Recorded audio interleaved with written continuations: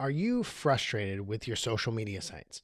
Are you trying to run ads to get people to come to church and it just isn't working, or you're not sure that it's working? Are you pouring lots of energy to build up your social media, to build up all these videos and ads and graphics and all this stuff, but you really can't see a correlation between, are people more engaged with the church because I'm doing all this work? If that's where you are, I'm going to share with you a tool today that you're probably not using. And if you're using, you're not using it enough. And it's going to increase engagement. It's going to increase the number of people that come to your church and the number of people that stay at your church in a lot higher degree of probability and with a greater level of success than all of your social media sites combined. So I want to show you what the tool is. I want to give you 6 reasons why you need to start using that tool today. So let's get started. So the big question is this: how do pastors like us, who remain focused on the mission of Jesus and serving our communities without being distracted by everything in the world around us, how do we increase our effectiveness while living a lifestyle that doesn't compromise our health, our families, or our personal relationships with Jesus? That's the question this podcast is going to answer. I'm Dr. Brandon Party Cooper, and welcome to the Ministry Hackers Podcast. Welcome to this episode of the Ministry Hackers Podcast. I hope you're doing wonderfully wherever you are and whatever it is you are doing. The goal of this podcast is to help you live your dream life in ministry, whatever that looks like. God has designed a dream life for you, and most of us as pastors and ministry leaders, we are not living it. We are overwhelmed. We are stressed. Some of us are struggling with depression. Some of us are even asking the question, should I leave ministry altogether? And before you say yes to that question, I want to challenge you to be a part of this community and discover what your dream life looks like. And it could start with just a simple getaway, a sabbatical, a vacation, maybe just a few days to get away, rest, relax, and reconnect with God. And that's exactly what I want to give you today. If you go to brandonpartycooper.com/free getaway, right there, you're going to see a list of 10 places around the country that you can go to that will give you a free getaway. Some of them for 2 days, some of them up to 14 days. You'll be able to get away for free and just rest and relax. These people have opened up their ranches, their bed and breakfast, their cabins. Some of them have beach houses. Whatever it is that they have, they've opened it up. And all you have to do is call them up, make a reservation, and get to where they are. And you can be there for free for several days. You can rest, relax. You can get away. You can go fishing if you want to. You can read that book you've always wanted to do. Or maybe you just want to get away with your family and spend a little time not thinking about ministry, not thinking about all the demands that are on your schedule, all the tasks that need done. Again, go to brandonpartycooper.com/free getaway, and you can start looking at where those getaways are. They may even have one right in your own backyard. And so I want to challenge you. I want to challenge you to start looking for a free getaway and start the path of discovery of what your dream life looks like. Talk to God, ask Him what is needing change in my lifestyle, in my ministry approach, and how I'm going about this whole thing.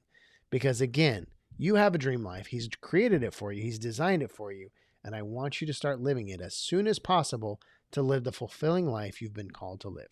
So again, brandonpartycooper.com/free getaway, and get away and rest and relax and take some time for you for a change. All right. Okay, so today I want to show you a tool that you may be using, you may not be using, but it's a tool that I think is way more effective than all of your social media, all of your attempts at making videos and making graphics and making funny whatever videos. Whatever you're doing on social media, I think is good. I think there is value in that. I think it's good to use those to help people become familiar with who you are as a church, help them become aware of you, show that you can have a little fun, show that you can teach some things. I think all of that's important. But I think that it's not quite as effective as this tool. And the reason why is because the tool that I'm about to share with you, it has a higher degree of engagement. You know whether or not people are seeing it and whether they're connecting with what you're sending them. They're connecting with the content. They're connecting with who you are. You know those numbers. You can see the data behind it. And so just like social media, you send it out there and you don't really know what the return is necessarily. If you're doing ads, you have a little bit better idea. But even that is going to be a very low percentage of success. Whereas this tool is going to have a higher degree of success, and you're going to know exactly what's working and what's not. And the tool itself is email sequencing. Now, there are lots of ways that you can use this. Some of you may be familiar with MailChimp or ConvertKit. You use those for your email sequencing. Others of you may be using Planning Center, where you have your workflows and you can send out emails from there. However, whatever program you're using and whatever you're doing, most of them offer email sequencing. So what email sequencing is it's creating an email experience. It's creating an experience that people will go through their email. And each thing is automated and triggered based on different events, different activities. You set it up. But the beauty of it is once it's set up, it runs on its own. You don't have to do anything with it. You don't have to manage it. You don't have to, you may have to go in and tweak things once in a while or update information. But for the most part, once you set it in motion, it does the work for you. And I'm going to give you 6 reasons why you need to start using email sequencing right now. Whether or not you have a program or not, you need to start using email sequencing. And I'm going to show you with 6 reasons why. The first one is email sequencing allows personalization and segmentation. So think about your church. I don't know how big your church is. I don't know, like the size of your church, how many people, but let's just say you have 100 people in your church. You and I both know that those 100 people are not all the same for the most part. You probably have some young families. You have some people who are older. Maybe you have some young adults, some youth, some kids. You have people at different places in life. Maybe you have seasoned Christians who have, served Jesus faithfully for 20 years. You have new believers who just got saved last week. You have people in the middle who, they've been going to church for a long time, but, they don't really, know their scripture. They don't really understand the theology of why they believe what they believe. You have different segments of your congregation. People are just at different places. And the problem with social media is that you send out a message and you're hoping to capture one group of people, one segment. And sometimes that segment is just the people who go to your church. And again, even though that's valuable, what email sequencing allows you to do is it allows you to segment your congregation out and target messages directly to the right people who are going to connect with that message. So for instance, if you have a message that you want to send to a new believer, somebody who's just come into the church, just gotten saved, ready to dive deeper into Jesus and scripture and knowing who he is, you can use email sequencing to craft an email specifically to that person where they are in that moment that's going to move them to the next step, whatever that is for you, whatever you have the next step for them to be in. You can craft an email that goes to them and it's going to move them towards your membership class or your culture experience or your 101 class, whatever that is. So it allows you to segment out your different groups. It also allows you to personalize it. Any good email sequencing client will allow you to put names, at the very least will allow you to put names, but will also allow you to put different information in there once you collect it. So for instance, when you look at all of your database, you look at your people, you have all these different fields, name, address, phone number, interests, maybe what classes they've taken, whatever. You have all this information. Well, with email sequencing, you can plug that information in. So you can call them by name. Hey, dear Susie, I just want to let you know about da-da-da-da. Or you can say, hey, John, I noticed that you just finished the 101 class. I want to invite you to take the next step into this class. It allows you to personalize those emails and it allows you to segment them. So you're sending, instead of just a blast email to everybody in your congregation and 60% of them, it doesn't really matter to them. And 20% of them are not really interested. And then there's 20% who are interested and it does matter. It allows you to focus on just that 20% instead of sending it to everybody. It allows you to be a lot more focused and allows you to really connect with people where they are because it's personalized and it's segmented to where they are. So that's the first reason. The second reason is that email lists are more valuable than followers. You have however many social media sites. So let's just say you're on Facebook and TikTok and Twitter and I don't know, Pinterest or Instagram. Let's do Instagram. So you have these 4 sites. And let's just say on all of those, you have maybe 400 followers, 100 each. Well, the reality is that if any of those sites go down, or if any of those sites decide they're going to change their algorithm, when you post, only a small percentage will see that. So for instance, I know Facebook, maybe a year or so ago, they made an algorithm change. And when you post it onto Facebook, only about 16% of your followers would see that. So which means that if you have 100 followers on Facebook and you post, only 16 of your followers are going to see that. The others do not. Whereas when you send an email, you know everybody gets it. You know it's in their inbox. You know that they have the chance, at least the opportunity, to open it up and read it. And that's way more valuable than just a bunch of followers, because followers can unfollow, which, email sequences, they can unsubscribe. But worse off, they may not see it at all. They may follow you on a social media site, and they may say, hey, I want to know what's going on at, XYZ church, and I want to see what's going on there and what's happening, and I want to get information from them. And then you post it on social media and they never see it because the algorithm isn't allowing them to. Whereas if you send an email to John and Susie and Bob, well, 100% John, Susie, and Bob received that email. Assuming the email is correct and everything is set up right, you know that they're getting the email, and you know whether or not they open that email, and you know whether or not it's connecting. And so an email list, a list of all the people, whether it's in your congregation or in your community, that list is way more important than your followers. And you're spending tons of time on social media trying to connect with followers that you could lose in a heartbeat, rather than building this email list of followers, email list of congregants, email list of community members that you have complete control of, and you can send whatever you want to them and connect with them in a very personal way and a very intentional way. So that's the second reason. The third reason is that it's more cost effective to do email sequencing than it is to run ads.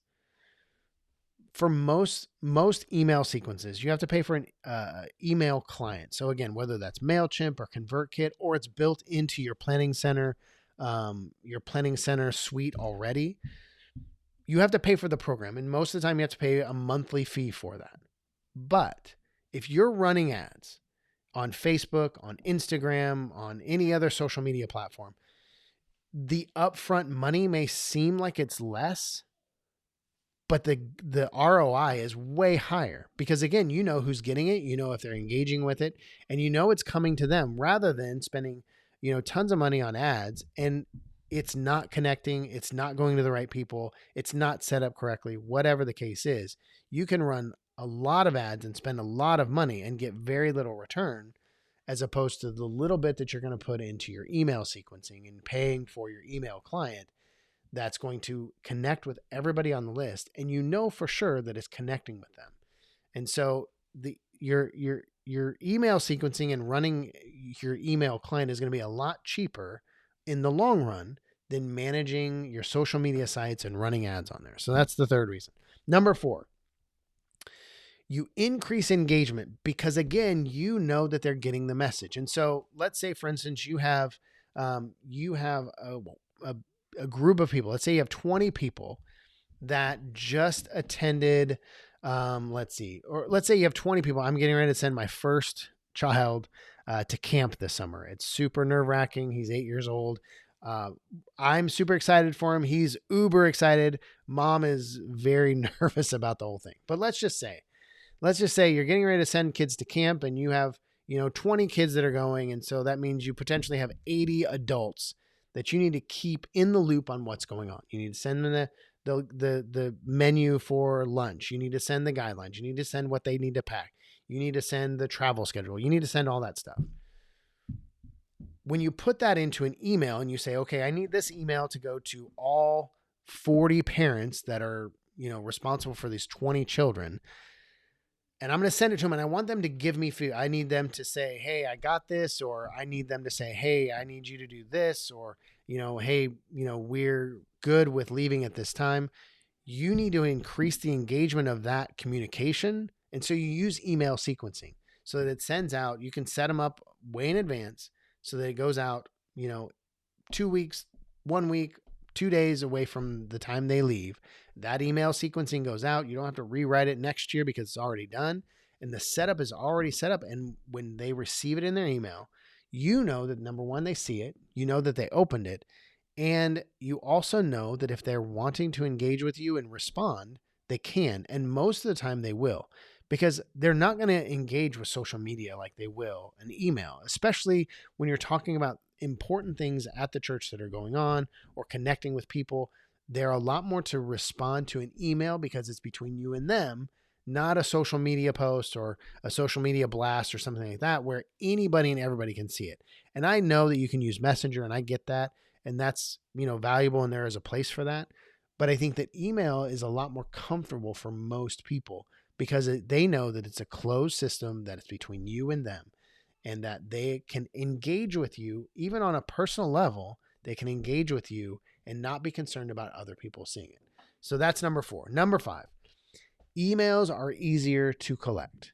On social media, you spend a lot of time trying to convince people to follow you. Hey, check out this thing and follow me. Make sure you hit the subscribe button and make sure you click the bell, or whatever the case is. You're always trying to get people to follow you.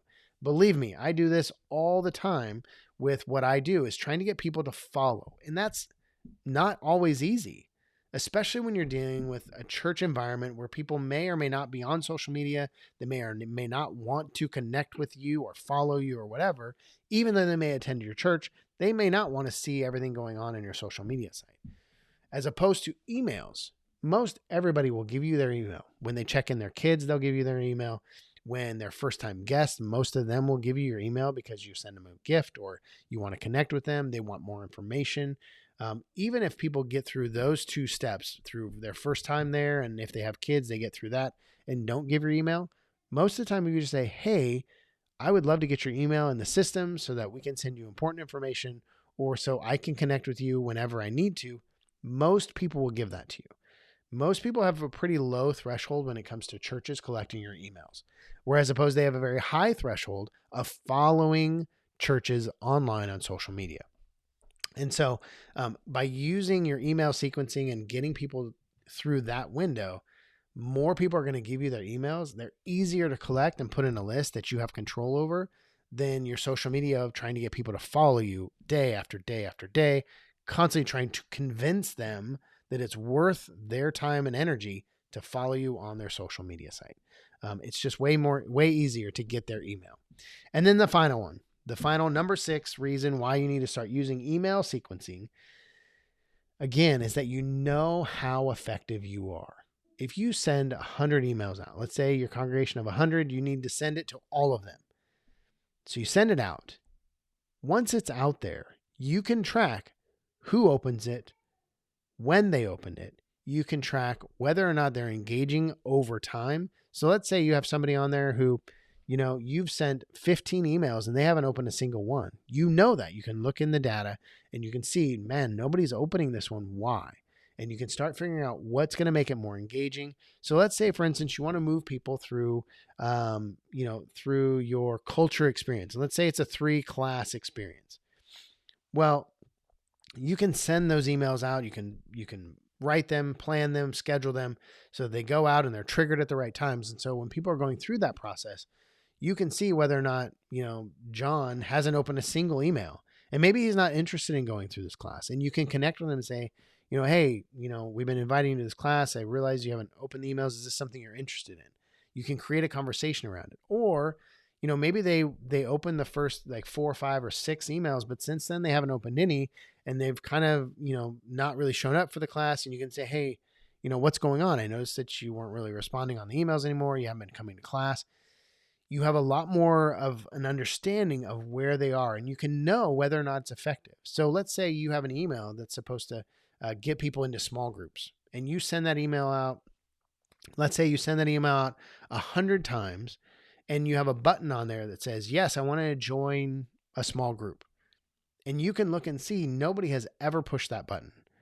Well, then you can ask the question, okay, why is that? What, and you go back and you look at the button, you look at the words on the button. Maybe you just put click here and that's all that's there. Well, maybe you need to change the words of the button. Maybe you need to change it to join a small group and see if that changes it. And if it does, if you go from nobody's clicking the button to now a very high percentage are clicking the button, well, now oh, I need to change the button from click here to something more engaging, something that's more action oriented, whatever. You can play around with that and increase engagement over time as you look at the data.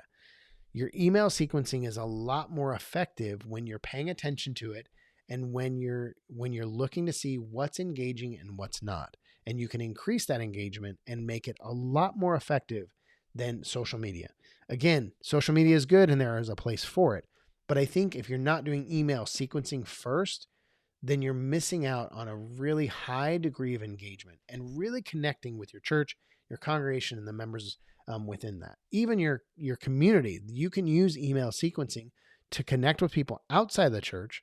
Maybe they came to an event. Maybe you've given them some sort of resource. Maybe they're connected with your food pantry. Whatever the case is, you can engage people through email sequencing. And again, it's a lot more personalized. It's a lot more engaging. It's a lot more it makes them feel like they're a lot more connected with you, and you're not really doing anything except for setting it up, putting it on an autopilot and letting it run. And it will bring more people into the church and engage them on a deeper level than your social media ever will. And so I think that if you're choosing between the two, if you don't already have email sequencing up, I would say move to getting that set up, whether you're doing ConvertKit, whether you're doing MailChimp, whether you're doing your planning center setup, or any other client out there that's going to help you with email sequencing. Use that before you start spending a whole bunch of time and energy and money on running ads and posting and creating graphics and videos and all this other stuff on your social media sites. Those are good, but they're not going to be near as effective as your email sequencing. And so I would say start doing that today. Get your email clients, start setting up your emails, and start working through that process so that you can start engaging people on a much deeper level and you know exactly what's working and what's not. All right. I hope you have a wonderful rest of the day, and I'll see you in the next episode.